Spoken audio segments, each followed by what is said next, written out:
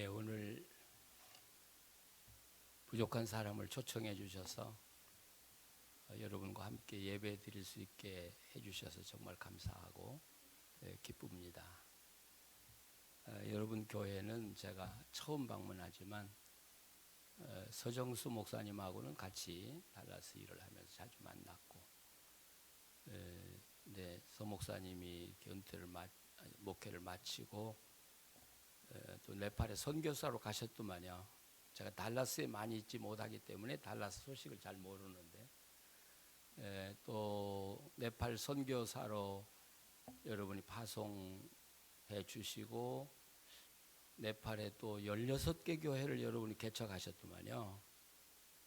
선교를 그렇게 한 곳에 집중하는 게 사실은 효과적이고 아주 좋은 선교 방법입니다.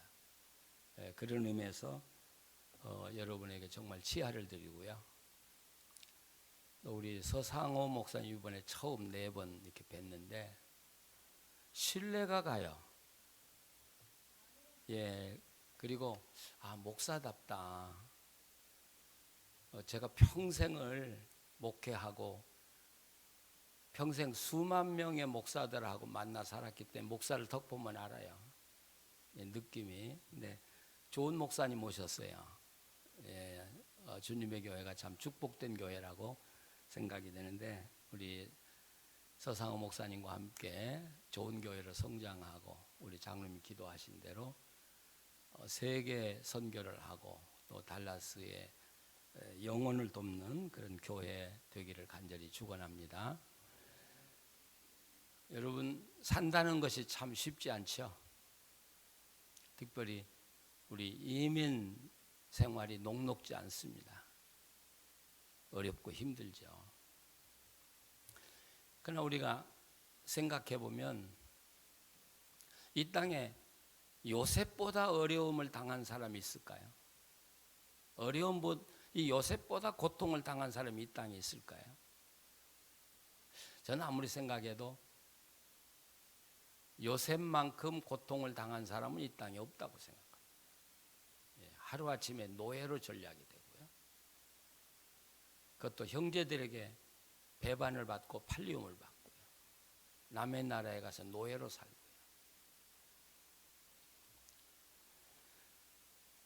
근데 그런 요셉이 하루아침에 남의 나라에 가서 우리는 자유의 몸으로 이민을 왔지만 요셉은 노예로 갔잖아요. 그런 속에서 어떻게 하루아침에 애굽의 총리가 될 수 있었을까? 여러분, 그 이유가 뭐라고 생각하십니까?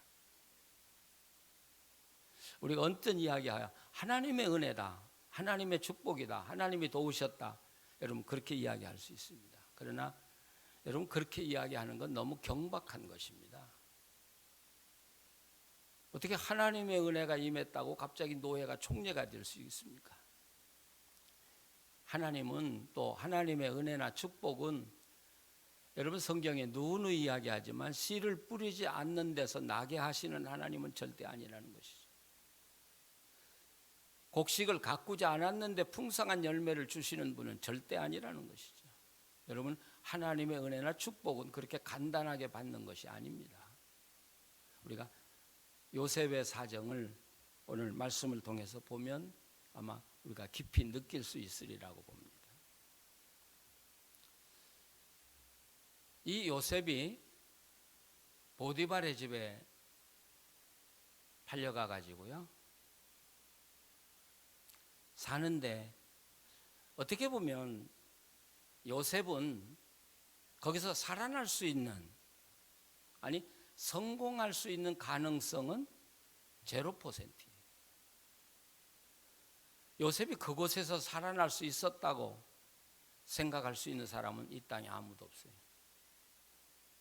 우리 쉽게 하나님의 은혜로 출세했다 그런데 여러분, 요셉이 당한 상황을 한번 생각해 봐야 돼요. 우선 노예로 왔어요.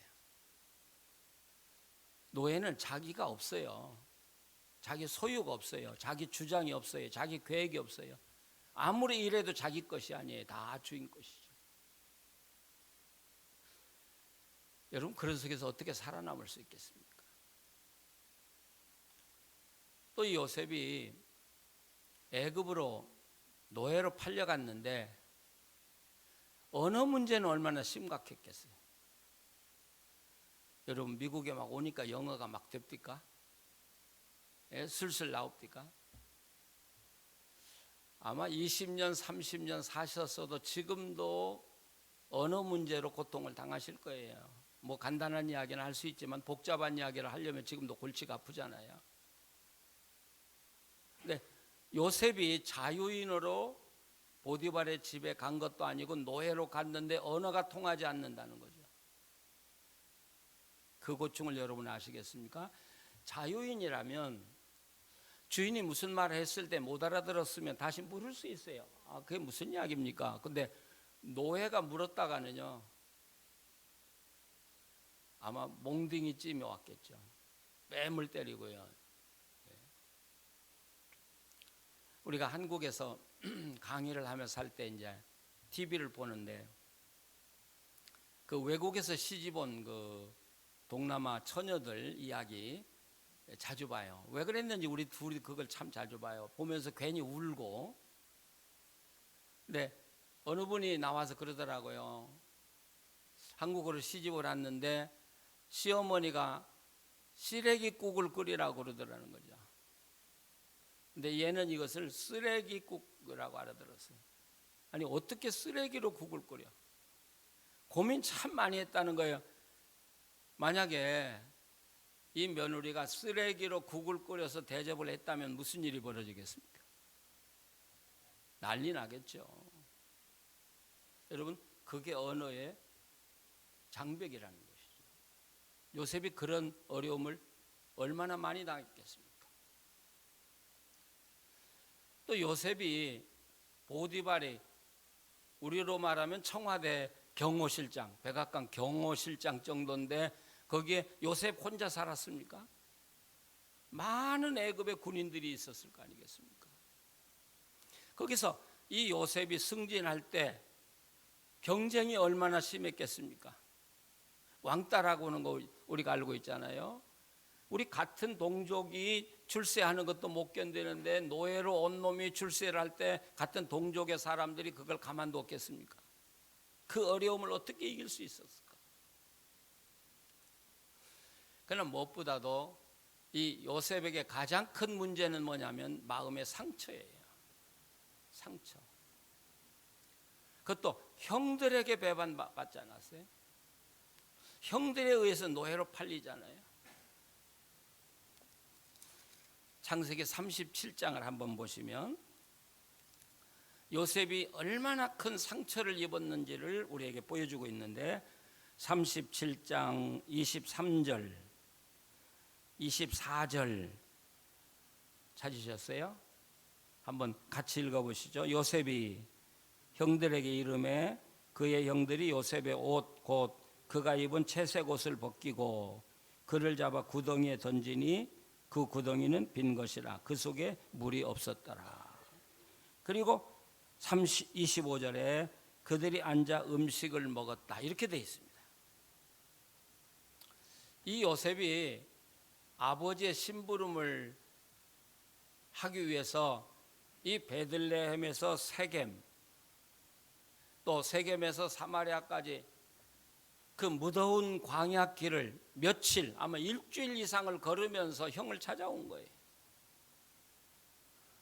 근데 자기들을 찾아오는 요셉을 보자마자 형들은 죽이자 그러잖아요. 그리고 채색 옷을 다 벗기고 그 다음에 이 요셉을 구덩이에 던졌는데 우리 구덩이로 번역했다는데 이게 구덩이가 아니고요. 이게 물 저장 탱크예요.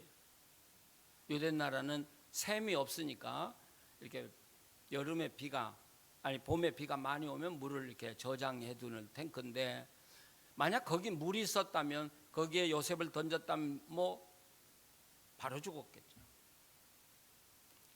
근데 이 이스라엘의 이 물 저장 탱크는 굉장히 깊어요. 이 입구는 좁고 밑에는 항아리처럼 높고 그 깊이가 한 10m 정도 이렇게 되는 것이죠.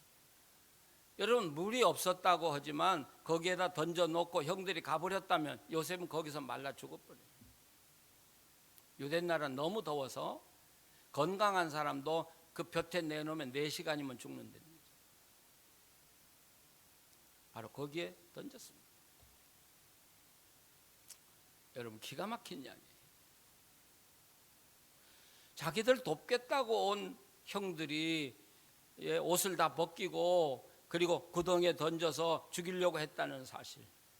그러면 구덩이에 떨어져서 이 요셉은 뭘 했을까요? 그냥 하나님께 기도했을까요? 나는 구덩이에 떨어져서도 하나님이 살려주실 걸 믿습니다. 그리고 기도했을까요? 주님의 교회는 폭 조용하다. 폭 조용. 어때요? 그렇습니까? 아니 이건 본능적으로 누구든지 그런 구덩이에 떨어지면 다 소리쳐요. 뭐 형님들 나 좀 살려주세요 하고 소리쳤겠죠. 그런데 25절 앞에 그들이 앉아 음식을 먹었다. 이 성경은요 그냥 거칠게 기록한 책이 아니에요. 수식어 하나가 굉장히 깊은 의미를 가지고 있어요. 어떻게 음식을 먹었다고요? 앉아서 먹었다고요. 앉아서 먹는 거하고 서서 먹는 거 뭐가 달라요? 자, 여러분 집에 뭐 10살짜리 아들이 뭐 10살짜리 딸이 지금 복통이 나가지고 온 방을 헤매는데 상을 차려놓고 여러분 부부가 앉아서 밥 먹습니까?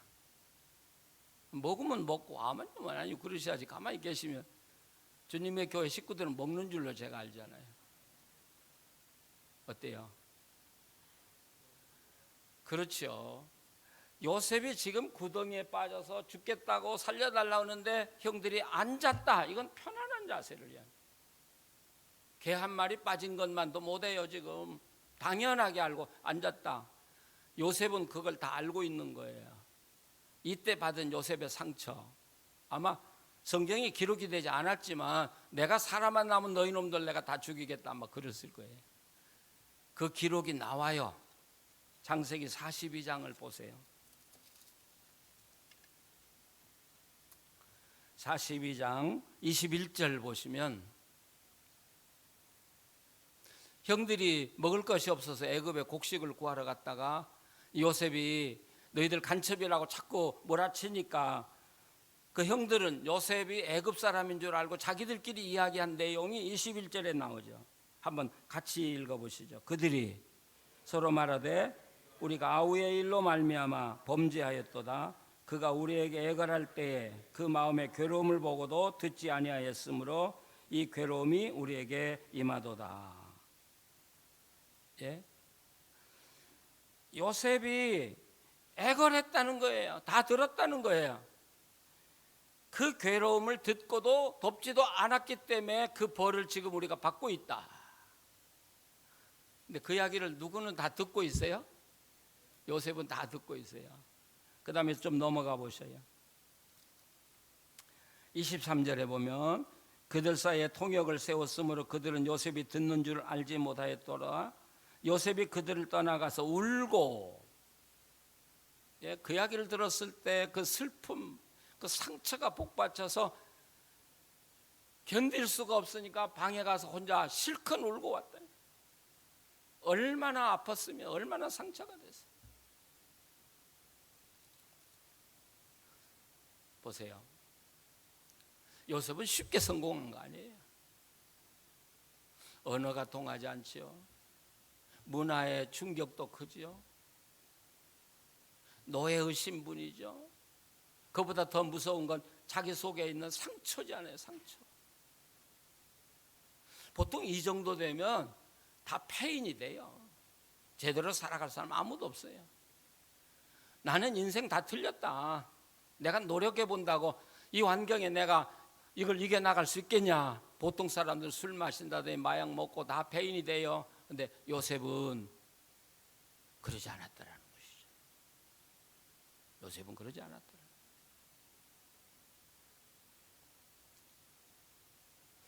근데 여기 39장 1절에서 6절까지 읽어보면요, 유득이 많이 나오는 단어가 있는데 손이라는 돈이에요. 손.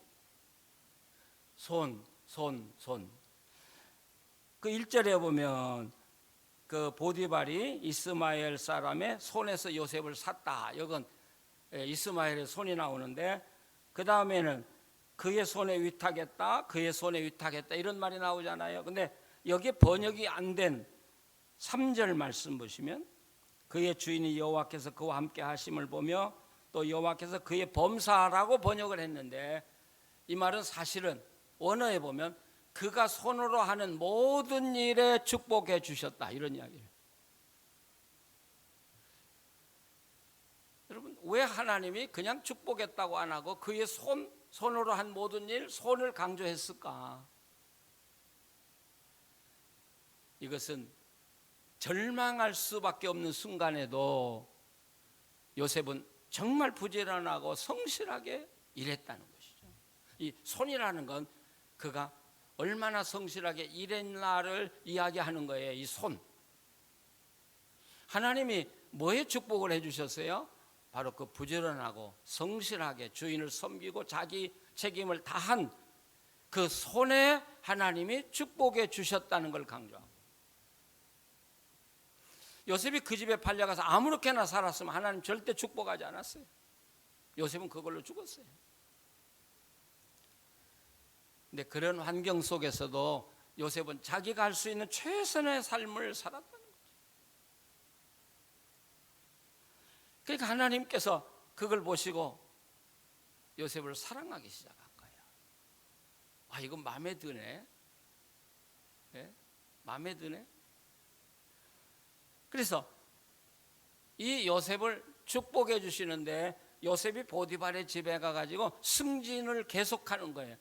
우리는 여기가 승진을 한 번 한 것으로 나와요. 노예로 팔려갔다가 총리가 되었다, 뭐 그 집에 총 지배인이 됐다, 여러분 그런 이야기인데, 성경을 자세히 보시면 사실은 3번이나 승진하는 게 돼요. 여러분 성경 한번 보시면요, 2절, 여호와께서 요셉과 함께 하심으로 그가 형통한 자가 되고, 하나님이 함께 하시니까 형통한 자가 되잖아요. 그래서 그의 주인 애굽 사람의 집에 있다. 이 집에 있다는 말은 집 안에 들어왔다, 그런 이야기입니다. 뭐 지금은 그런 일이 없습니다만은, 이 아프리카에 뭐 노예로 누가 한 사람을 데려왔다면 방으로부터 데려갑니까? 집안에 두고 집안일부터 시킵니까? 절대로 그런 일 없죠. 밖에서 살도록 하겠죠. 그러니까 여기서 이 요셉이 한 번 하나님의 축복으로 승진하는데, 무슨 승진을 해요? 밖에서 살던 요셉을 하나님 형통하게 해서 어디로 들어가요? 집 안으로 들어가요. 굉장한 축복이에요. 굉장한 축복. 자, 방 안에 가서도 최선을 다해서 요셉은 살아가는 거예요. 그래서 4절을 다시 보시면, 요셉이 그 주인에게 은혜를 입어 섬김에 그가 요셉을 가정 총무로 삼고, 여기서 하나 끊어져야 돼요. 요즘 말하면 비서실장이에요. 비서실장. 노예가 갑자기 집안에 들어와서 정말 일을 성실히 잘하고 하나님이 그를 축복해 주니까 그가 형통하게 돼서 이 주인이 보디발이 이 요셉을 비서실장을 삽니다. 여러분, 경호실장의 비서실장은 대단한 겁니다, 여러분. 그 다음에 또 한 번 출세해요. 자, 거기에 보면 가정총무로 삼고, 그 다음에 또 한 번 승진을 하는데, 자기의 소유를 다 그의 손에 위탁했다. 이건 뭐라고 말하냐면 총지배인이다, 이렇게 말할 수 있어요. 여러분, 노예가 비서실장이 되고, 비서실장이 된 후에 그 다음에 승진해서 집의 모든 걸 관리하는 총지배인이다. 제가 서울에서 목회할 때 아주 젊은 집사님이 호텔 총지배인이었어요. 근데 늘 저보고 그래요. 목사님, 서울에 큰 교회 목사님들이 와서 사우나도 하고 음식도 먹고 가는데 왜 한 번도 안 오십니까? 그래서 제가 이제 한 번 갔지요, 그 호텔을요.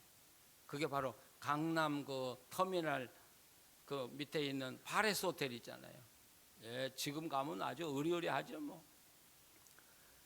근데 그때 제가 타고 다니던 차가 아주 조그만한 차였어요. 예, 우리로 말하면 똥차지요. 그걸 혼자 운전을 해가지고 예, 호텔에다가 딱 정문에다 대니까 난리가 난 거예요. 그 뭐예요, 안내하는 그 직원들이 뭐 호루라기를 불면서 똥차를 어디다 대냐고 막 비끼라고 하고요. 야, 그때 난 정말 창피하더라고요. 왜 내가 목사가 내가 이렇게 똥차를 타고 이렇게 이수물을 당하는가? 근데 그 젊은 집사가 딱 나오더니 목사님 하니까 거기에 서 있던 그 경비들이요 막 이 나무처럼 얼어붙어. 이거 우리는 죽었구나 그러는 것 같아요.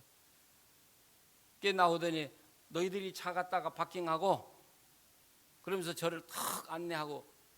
근데요, 총지배인 굉장하더라고요. 그분이 호텔 정문을 딱 열고 들어가니까 직원들이 완전히 양쪽으로 도열을 쫙 해요. 둘이 걸어가는데 내가 회장 같더라고요. 야, 기분 너무 좋대. 사우나실에 그 총지배인하고 들어가면요, 거기 있는 직원들이 다 그 사람에게 답니다. 저한테 내가 굉장한 사람인 줄 알고. 식당에 가면 일하는 사람이 다 저한테. 여러분, 총지배인 대단한 사람. 총지배인 밑에 지배인이 몇 사람이냐 그랬더니 뭐 지금은 수십 명이겠죠.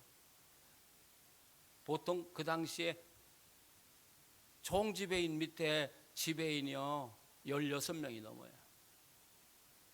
근데 총지배인 앞에 지배인은 절대로 의자에 못 앉더라고요. 야, 그때 나 알았어요. 이 총지배인 대단한 거예요. 요셉이 총지배인이 된 거예요. 모든 걸 다 관할하게. 어떻게 그렇게 될 수 있었을까? 어떻게 그렇게 될 수 있었을까? 그런 악조건 속에서 어떻게 요셉은 그렇게 성실하게 최선을 다해 살아갈 수 있었을까? 요셉이 하나 의지하는 건 상처투성이고 아픔투성이지만 요셉이 하나 가지고 있는 신념이 있어요. 그건 하나님이 나와 함께 계신다. 하나님은 내 편이다고 하는 사실. 믿으십니까? 여러분이 병들거나 실패하거나 어려움을 당할 때 막막하죠? 그럴 때 하나님은 내 편이다. 그런 생각 해보셨습니까? 이런 상황에서도 하나님은 나와 함께 계시고 하나님은 내 편이다. 하나님은 내 편. 이 온 세상을 지으신 하나님이 내 편이라고요.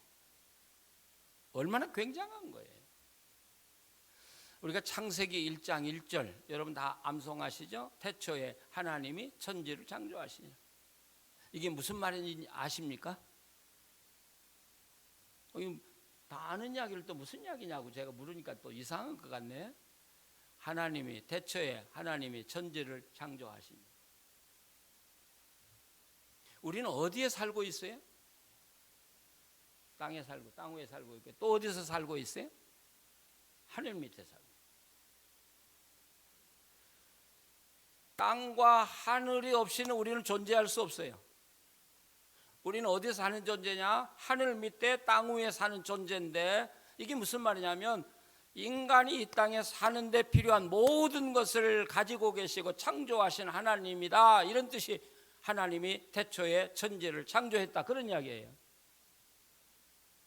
그냥 여러분 성경 글자로만 읽으면 여러분들은 아무것도 아니에요. 창세기 1장 읽으면서 내가 하늘 밑에 땅 위에 사는데 내가 그런 존재로 살아가는데 필요한 모든 걸 가지고 계신 분이 하나님이시구나. 하나님이시구나. 그분이 요셉과 함께 하시는 거예요. 그렇기 때문에 요셉은 전혀 불가능한 상태. 거기서 어떻게 살아날 수 있겠습니까? 그런 전혀 불가능한 상태에서도 요셉은 희망을 가질 수 있었어요. 사람은 안 돼. 예. 나는 안 돼. 그러나 하나님은 할 수 있어요. 믿으십니까? 여러분이 미국 땅에 살 때 나는 안 돼, 뭐 그럴 때 많을 거예요. 내가 아무리 발버둥 쳐도 안 돼. 예, 안 돼요. 여러분 가지고는 안 돼요. 그런데 하나님은 하실 수 있어요. 믿으십니까? 요셉은 그거 하나 믿은 거예요. 또 요셉이 그렇게 살아갈 수 있었던 건 하나님의 약속을 믿은 거예요. 꿈의 약속.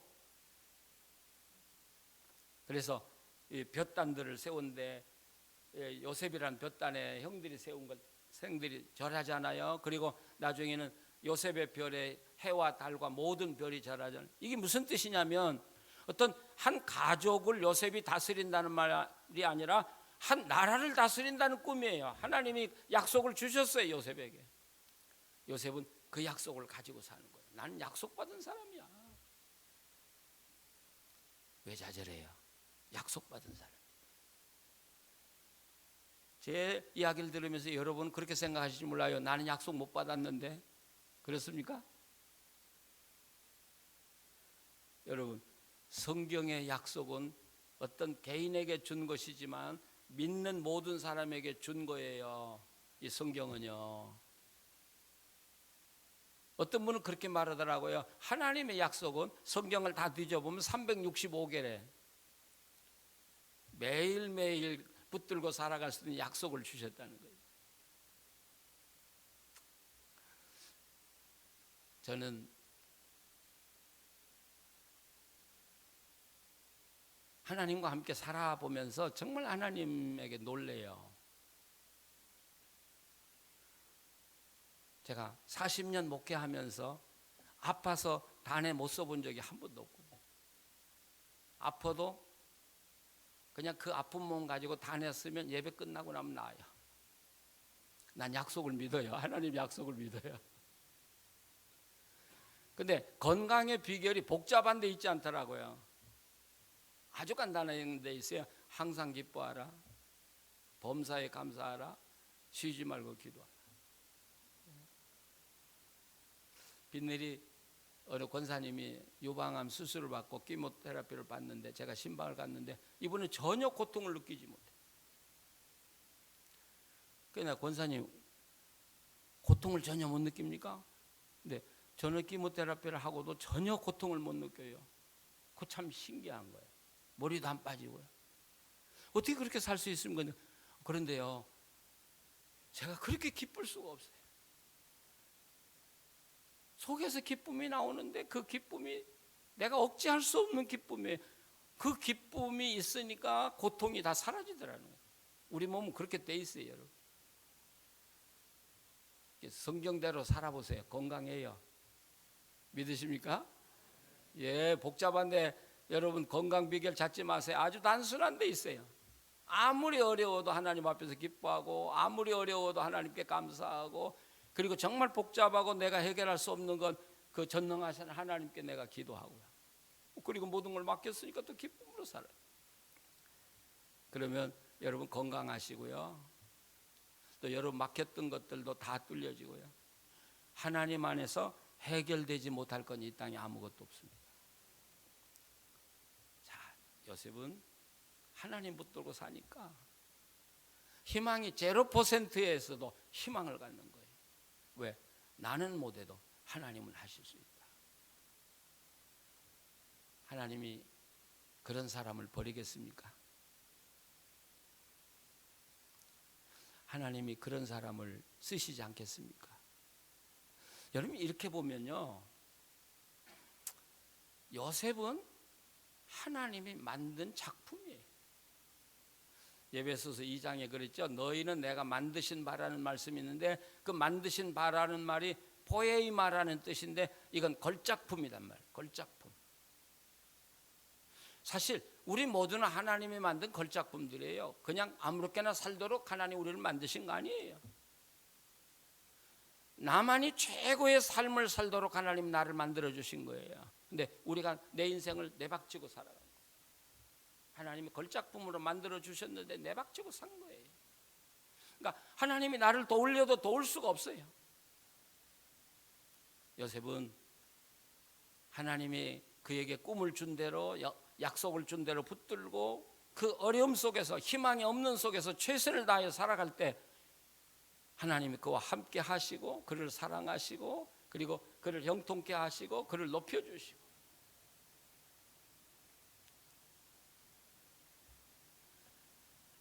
그러다가 보디발의 아내의 유혹을 받고 더 깊은 감옥으로 들어가죠. 보디발의 집도 감옥인데 그보다 더 깊은 감옥에 들어가요. 이젠 요셉은 희망이 전혀 더 없는 거예요. 완전 죽은 거예요. 그런데 바로 그 깊은 감옥이 요셉이 총리가 될 수 있는 지름길이었다는 사실.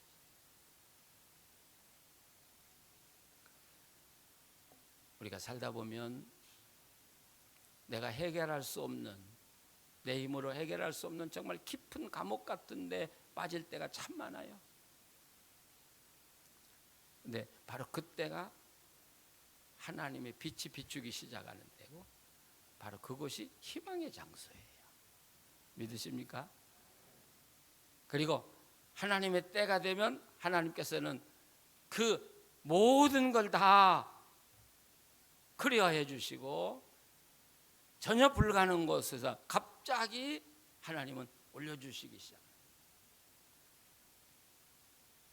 그래서 요셉은 하나님이 만든 사람이에요. 하나님의 작품이고. 제가 이제 서울에 머물면서 한강변을 여행하다가 란을 기르는 집을 보고 이제 들어갔어요. 제 물어서의 주인 보고 이 란을 어떻게 길러야 이렇게 꽃이 아름답습니까? 그러니까 나는 물을 자주 주면 안 됩니다.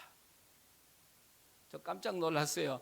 그 귀한 난이요, 난 하나가 우리로 말하면 10,000불, 50,000불 나가는 난들이 있더라고요. 근데 그걸 애지중지 물을 줘야 되는데 이 주인 그래, 이 란이 목이 다 죽을 때까지 물을 주지 말아야 된대요. 주면 안 된대요. 이해가 안 가죠? 그 왜 그러냐, 그러니까 그렇게 목이 다 죽을 만큼 고통스럽게 만들고 그 다음에 물을 주어야 꽃이 예쁘고 향기가 좋다. 몇 년 전에 제가 그 이야기를 들었는데 저는 그거 잊지 않아요. 야, 하나님도 우리가 고통당하고 부르짖었다고 해서 그냥 금방 와서 하나님 도와주시고 그런 하나님은 아니에요. 우리가 견딜 수 있을 만큼 하나님은 견디게 해요. 아시겠어요? 예, 왜 우리가 기도했는데 하나님 응답하지 않습니까? 근데 아니요, 하나님은 내가 견딜 수 있을 만큼까지는 견디게 둬요. 끝까지 보고 계셔요. 그러다가 내가 더 이상 견딜 수 없을 때 하나님은 내게 개입하셔요. 그리고 나를 도우시고, 그럴 때 내 인생이 하나님의 향기로 가득 찬 거예요. 내 인생이 아름다워지는 거예요. 이 세상을 아름답게 만든 사람들은 쉽게 성공한 사람들이 없습니다. 다 고통 속에서, 어려움 속에서, 자기의 진액을 쫙 하면서. 그렇기 때문에 그 어려운 고통을 다 통과하고 나면 그 얼굴에서 하나님이 보이기 시작해요. 가짜의 얼굴이 아니라 정말 그 모습에서 누가 봐도 하나님의 향기가 나고 그 모습에서 하나님의 모습이 나는 거예요. 이게 하나님의 계획이고 하나님의 작품이고 하나님의 열매고요. 여러분, 저는 여러분이 어떤 삶의 자리에서 어떻게 살아가시는지 저는 잘 몰라요. 그러나 내가 하고 있는 일이 뭐든지 간에 그것이 비록 천하다고 할지라도 거기에 여러분이 최선을 다하시고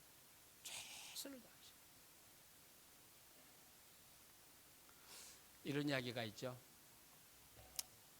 독일에 빵 굽는 사람이 하나 있었어요. 근데 이분이 빵을 굽다가 나는 하나님께 내가 드릴 게 없는데, 재산이 있어 헌금을 드릴 수도 없고 내가 하나님께 뭘 드릴까 하다가 내가 매일 아침 첫 번째 굽는 빵을 하나님께 드려야 되겠다. 그래서 빵을 구워서 처음 나온 빵을 새벽에 와가지고 이 강대상 앞에다 놓은 거예요. 네, 보세요. 이게 사람들 먹이려는 빵이 아니라 하나님 먹여야 되겠다고, 하나님 먹이는 게 아니죠. 하나님께 바쳐야 되겠다고 생각하니까 얼마나 정성을 다해서 빵을 구웠겠습니까? 그 다음 날도 또 하나님께 바치기 위해서 정성을 다해 빵을 구워요. 그리고 가지고 와보면 어제 저녁 놓았던 빵이 다 없어진 거예요. 아, 하나님이 들으셨구나. 하나님 드셨구나. 그래서 계속해서 정성을 다해서 만들면 또 빵이 없어지고 또 갖다 놓으면 빵이 없어지고. 그런데 그 날이 더해 갈수록 빵집이 인기가 높아지기 시작해요. 사람들이 아니 이런 빵을 어디서 먹어볼 수 있어요? 여러분, 빵집이 얼마나 잘 됐겠습니까? 얼마나 잘 됐겠습니까? 나중에 알고 보니까 하나님이 빵을 드신 게 아니라 거지가 빵 놓아지는 걸 알고 매일매일 먹었대요. 네, 성경은 그렇게 말하거든요. 가난한 자에게 먹인 게 곧 나에게 한 거라고. 하나님 드신 거죠. 지금까지도 열심히 살으셨지만 다시 시작하세요. 내 나이가 얼마든지 간에 내가 다시 시작하자. 여러분, 가장 중요한 건 하나님과 나와의 관계예요. 관계. 내가 하나님 사랑하고 하나님이 나를 인정하는 사람이 되는 거예요. 그리고 성실하게 살아가는 거예요. 그럴 때 하나님은 절대로 우리 버리지 않으셔요. 절대로 우리 인생 그렇게 놔주지 않으셔요. 반드시 하나님이 최고의 걸작품으로 우리 모두를 쓰실 것입니다. 기도하시겠습니다. 하나님, 오늘 주님의 교회에 와서 성도들과 함께 기쁨으로 예배드리게 해주셔서 감사합니다. 아름다운 교회를 세워주시고 서정수 목사님이 참 열심히 눈물 흘리며 기도하면서 섬기게 하시고 또 몬골에 선교사로 나가고 또 온 교인들이 기도하면서 그 선교에 협력하고 또 우리 서상호 목사님이 오셔서 이렇게 아름답게 목회하는 교회를 보게 해주셔서 감사합니다. 하나님, 오늘도 오늘 요셉의 말씀대로 땅을 바라보지도 말게 하시고 사람 바라보지 말게 하시고 우리와 함께 하시는 하나님 바라보게 해 주시옵소서. 하나님 사랑하면서 하나님의 손 붙들고 나가게 해 주시옵소서. 그리고 내 일이 아니라 하나님이 하시는 일로 알고 내가 하는 모든 일에 성실을 다하게 하시고 충성을 다하게 하셔서 영적으로 육적으로 풍성한 열매를 맺는 성도들 가정 되게 해 주시고 주님의 교회 되게 해 주시옵소서. 예수님의 이름으로 기도합니다. 아멘.